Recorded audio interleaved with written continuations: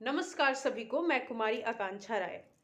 खून की चादर में लिपटी हुई जीवंत आत्माओं का अमिट परिणाम, भारत की स्वतंत्रता और उसका जीता जागता उदाहरण अपना, हमारा, हम सबका संविधान, भारत का संविधान, द कॉन्स्टिट्यूशन ऑफ इंडिया। जो संविधान आज के दिन 26 जनवरी 1950 को लागू किया गया तत्काल प्रभाव से। 26 जनवरी ये दिनांक ही अपने आप में एक अभूतपूर्व इस इतिहास रखता है। ये भारत के इतिहास का एक अध्याय अपने आप में है। अगर देखा जाए तो मैं एक कानून की छात्रा, खुद मैं इस बारे में आज बात करने वाली हूं जो कि कहीं ना कहीं उस बात को सामने लाएगा जिसमें कमी रह गई, लोगों ने कमी करी इसे समझने में। संविधान का वो पक्ष, वो पार्ट जिस पे उच्चतम न्यायालय ने भी टिप्पणियां करी। सवाल यह था कि ये क्या संविधान का पार्ट है, क्या संविधान का भाग है, या संविधान से परे है। उच्चतम न्यायालय को सामने आना पड़ा और इसके पक्ष में जजमेंट्स देने पड़े। बाद में इसे डिक्लेयर किया गया कि हाँ, ये भारत के संविधान का अभिन्न अंग है और ये हमेशा रहेगा भी। 26 जनवरी के बारे में जैसे मैंने कहा, तो इसका एक छोटा सा इतिहास इसके बारे में मैं बता दूं कि ये 26 जनवरी ही क्यों चुना गया, जब देश का संविधान बनकर तैयार ऑलरेडी 1949 में हो चुका था। 26 नवंबर 1949 को ये बनकर तैयार हो चुका था। फिर भी क्योंकि भारत में सबसे पहले 26 जनवरी 1930 को रावी नदी के किनारे पूर्ण स्वराज की घोषणा होती है और उसी दिन ये ट्राई कलर जो तिरंगा है इसे फहराया जाता है। उस दिन को संविधान मेकर्स जो थे उन्होंने उस दिन को ध्यान में रखकर और ये तय किया कि हम संविधान तो लागू करते हैं इस दिनांक को 26 जनवरी 1950 को, और ये झंडा भी उसी दिन फहराया जाएगा। इसके अलावा और चीजें इसके इतिहास से जुड़ी हुई हैं जिसके बारे में जानना, परखना, पढ़ना, लिखना सब हमारे हाथ में है और हमें पढ़ना भी चाहिए भारत का एक नागरिक होने के नाते। तो आज मैं इस पवित्र संविधान को उस पक्ष के बारे में बात करूंगी जिसमें शायद अपना इतिहास लेकर वो आया और उसका इतिहास इतना बृहद रहा कि आज ये हमारे समाज के संरचनात्मकता में दिखाई देता है। ये कैसे गढ़ा गया। जैसे मैंने आपको पहले ही बताया कि भारत के संविधान का ये पार्ट है और उसका नाम कुछ और नहीं, यह पवित्र प्रियम्बल है जिसे प्रस्तावना कहते हैं, जिसे उद्देशिका कहते हैं। अगर इसे पढ़ लिया जाए, इसको अगर एक अध्याय के तौर पे नहीं कि सिर्फ कानून के विद्यार्थी बल्कि देश के हर एक नागरिक को इसके बारे में जानकारी दी गई होती, इसके बारे में पढ़ाया गया होता, तो शायद जो हमारे देश का सद्भाव है जो कभी कभी बिगड़ जाता है वो ना बिगड़ता, जो जेंडर इनइक्वालिटी देखने को मिलती है वो ना मिलती, जो पेट्रियार्कल सोच है वो कब की मिट गई होती। ये लोग जो हमारे आप के ऊपर टिप्पणियां करते फिरते हैं वो समझ जाते कि बंद कमरे में बैठकर न्याय नहीं होता। इसके लिए आउट ऑफ द बॉक्स जाकर चीजें देखनी पड़ती हैं। इस प्रस्तावना को अगर पढ़ लिया जाता तो समाज किस आधार पे गढ़ा गया, देश किस आधार पे बनाया गया, ये समझ आ जाती। आइए इसके लिए हम आगे बढ़ते हैं। मेरा अपना खुद का मानना है कि अगर ये संविधान की प्रस्तावना समाज में सही रूप से लाई गई होती तो इसका ओहदा इतना बड़ा है कि शायद जितना बड़ा देश उतना बड़ा इसका ओहदा। इसके एक एक शब्द को अगर आप ध्यान से पढ़ें तो जहन में उतरता है और आप इससे नकार भी नहीं सकते हैं, क्योंकि आप चलते फिरते उठते बैठते उन सभी को जी रहे होते हैं, उन शब्दों को जी रहे होते हैं। मैं आप सभी के सामने शब्द सह आज प्रियम्बल को कोट करूंगी, वो भी हिंदी में। आप इसे सुने, आप इसे पढ़ें और समझें कि इंसान होना क्या होता है। आइए आगे इसे पढ़ते हैं। हम भारत के लोग भारत को एक संपूर्ण प्रभुत्व संपन्न समाजवादी पंथ निरपेक्ष, ध्यान दीजिएगा, पंथ निरपेक्ष लोकतंत्रात्मक गणराज्य बनाने के लिए तथा उसके समस्त नागरिकों को सामाजिक, आर्थिक और राजनैतिक न्याय, विचार, अभिव्यक्ति, विश्वास, धर्म और उपासना की स्वतंत्रता, प्रतिष्ठा और अवसर की समता प्राप्त कराने के लिए तथा उन सब में व्यक्ति की गरिमा और राष्ट्र की एकता और अखंडता सुनिश्चित करने वाली बंधुता बढ़ाने के लिए दृढ़ संकल्प होकर अपनी इस संविधान सभा में आज तारीख 26 नवंबर 1949 ईस्वी को एतद द्वारा इस संविधान को अंगीकृत, अधिनियमित और आत्मार्पित करते हैं। आत्मार्पित करते हैं, शब्द देखिए। इसे ध्यान से सुना होगा तो आपको अंदाजा लग गया होगा कि क्यों इतने सेंसिटाइजेशन प्रोग्राम चलाए जाते हैं सरकार के द्वारा, क्यों एक ट्रांसजेंडर को अधिकार दिया गया, क्यों एक पेरेंट जो छोड़ दिए जाते हैं उनको भी अधिकार दिया गया, क्यों सक्सेशन का अधिकार रहते हुए भी अगर बच्चा माँ बाप का ख्याल नहीं करता तो उससे सारे अधिकार छीन लिया जा सकता है।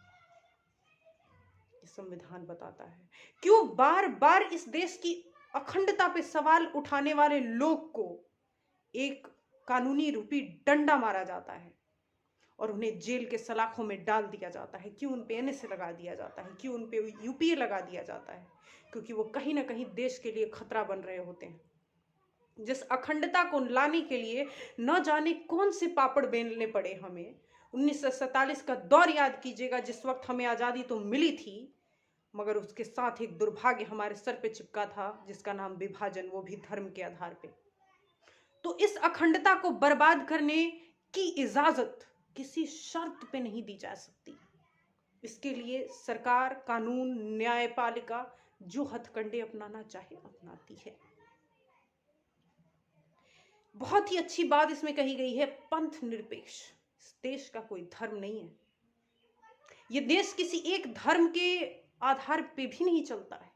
इस देश में हर व्यक्ति को आज़ादी है हर एक धर्म को फॉलो करने के लिए, चाहे वो जन्मा किसी और धर्म में है मगर उसका की इच्छा है कि मैं इस धर्म को पालन करूं, कर सकता है, प्रचार कर सकता है, प्रसार कर सकता है, इसको कोई नहीं रोक सकता, कोई नहीं रोक सकता।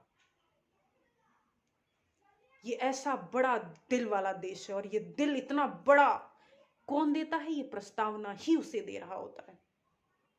इतना सक्षम सशक्त बनाने वाला ये प्रस्तावना है जिसे को इस देश ने कई कई साल दिए, हमारे लोगों ने कई साल दिए। मैंने पहले ही कहा था कि इस प्रस्तावना की अपनी एक इतिहास है। ऑब्जेक्टिव रेजोल्यूशन से इसे जोड़कर पढ़िएगा, समझ आएगी बात। हमेशा देखा गया कि स्वतंत्रता हर चीज में, चाहे धर्म की, चाहे कास्ट की, चाहे जो हो, स्पेशली धर्म की स्वतंत्रता निजी मामला रखा गया, किसी देश के लिए या किसी व्यक्ति के लिए उसे नहीं बनाया गया। वो अपनी व्यक्तित्व खुद देखे क्या फॉलो करना चाहता है। इसके अलावा प्रतिष्ठा, समाज में बराबरी का अवसर, सबको, हर एक व्यक्ति को, सिर्फ इसलिए नहीं कि ऊंचा है, नीचा है, अमीर है, गरीब है, बड़े जात से, छोटे, नहीं, इसलिए क्योंकि वो इंसान है और इंसान होना ही अपने आप में एक बहुत बड़ी बात है। इसके आधार पे उसकी प्रतिष्ठा, उसकी इज्जत, उसको अवसर हर हाल में दिया जाना चाहिए। एक बात जो प्रियम्बल खुद कह रहा है कि इस देश की अखंडता, बंधुता बनाए रहे, that is very very important, जिसकी कमी आज के समय में दिखाई देती है। शायद हम ही कहीं फॉल्ट पे हैं, उसको बनाने की बात करता है। समाज हमसे है, ये पूरी देश, ये सारा समाज हमारे वजह से है। इसे गढ़ने वाले हैं, इसको नई रूपरेखा देने वाले हैं, इसको नई ऊंचाई, नया आयाम देने वाले लोग हैं। इसको अगर हम ध्यान से पढ़ लेना तो कभी विवाद ना हो, इस विविधता में जो एकता है उस पर कभी आंच ना आए, हर व्यक्ति सही मायने में न्यायाधीश हो, सही और गलत का फर्क पता चले और जब ये पता चल जाए, यकीन मानिए कोई व्यक्ति जानबूझकर कोई गलती कर ही नहीं सकता। और यही सच्ची देशभक्ति होती है, यही सच्चा देश प्रेम होता है। क्या हुआ अगर हमें मौका नहीं मिला बंदूक लेकर सरहदों पे जाने का? तो क्या हम देशभक्ति अपने घर में, अपने समाज में रह के नहीं कर सकते? यही तो है जो कहीं ना कहीं हमारा समाज इसमें लैग कर रहा है, इसमें पीछे है, जिसको आना होगा सामने। इसके अलावा हमारी प्रस्तावना जो है हमें हर हाल में धार्मिक बनाती है। धर्म शब्द का प्रयोग मैं किसी एक पंथ से नहीं कर रही, धार्मिक बनाती है, हमें अधर्म का परख बताती है, और तब हम जाकर सही मायने में इंसान होते हैं, ह्यूमैनिटेरियनिज्म को फॉलो करते हैं।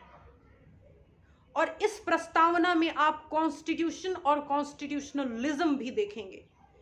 यही है पूरा संविधान। अगर इसे पढ़ लिया जाए तो माना कि आपने पूरे संविधान का प्रारूप जान लिया।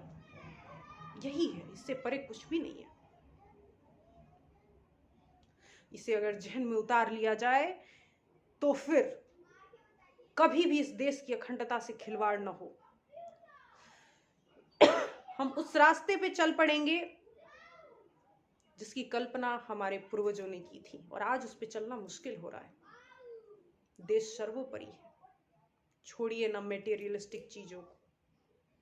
आइए धरातल पे बैठते हैं, देखते हैं, परखते हैं कौन भिन्न है।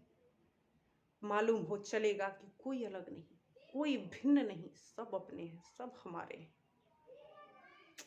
देश के लिए कुछ करने का मौका हमें हर पल, हर रोज मिलता है, मगर हम गंवा देते हैं। इसकी मिट्टी की सादगी को बचाए रखने के लिए अपने आप में एक बड़ी चुनौती का सामना करना होगा। हमें हर हाल में इंसान बनना होगा। इसकी रक्षा हम हर रोज कर सकते हैं, बस जरूरत है तो इस प्रस्तावना को आत्मार्पित करने की, अपने जहन में उतार लेने की और इसे हर रोज जीने की। तभी वो सच्ची देशभक्ति, देश प्रेम कही जाएगी। जब हम घर में या घर से बाहर कदम रखें तो हमें इस बात का ख्याल रखें कि सामने पड़ता हुआ हर एक व्यक्ति से हम जुड़े हुए हैं, उसके किसी अधिकार का हनन न हो। यही वो संविधान है और यही 26 जनवरी है जिस दिन हमें ये मिला। इसकी इज्जत करें। इसलिए छोड़िए ये दुनियादारी, सादा मन भी दिल जीत लिया करते हैं। इसलिए हम वो बनते हैं। आइए आज ये एक कोशिश करते हैं। धन्यवाद सभी का। गणतंत्र दिवस की हार्दिक बधाई।